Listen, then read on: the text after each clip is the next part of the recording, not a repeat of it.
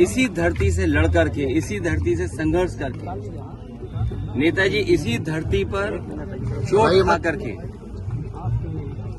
धरती पुत्र के नाम से जाने गए और राजनीति के बड़े बड़े उतार चढ़ाव में नेताजी ने समाज को, राजनीति को हमेशा दिशा देने का काम किया।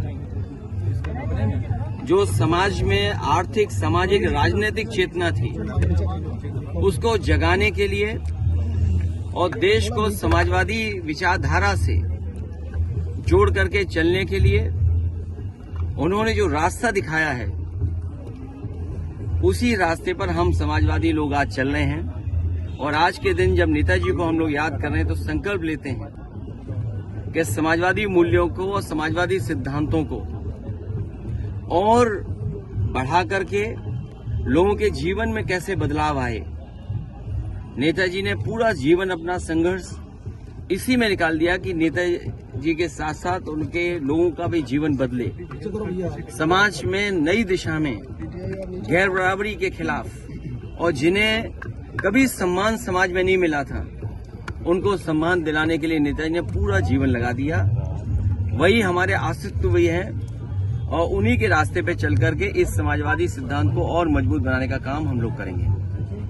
जहां हम लोग आज नेताजी को याद कर रहे हैं, वही दूसरी दुखद खबर भी मिली है कि देश के बड़े कारोबारी उद्योगपति रतन टाटा जी भी हमारे बीच नहीं रहे हैं। एक ऐसे उद्योगपति जिन्होंने अपना और उस समूह ने देश की अर्थव्यवस्था में बहुत बड़ा योगदान दिया है।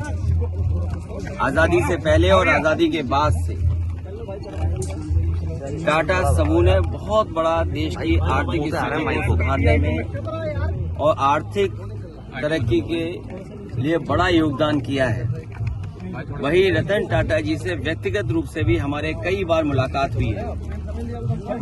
उनकी सोच और उनका विजन यही रहा है कि कारोबार करते समय असूलों के साथ कोई समझौता नहीं।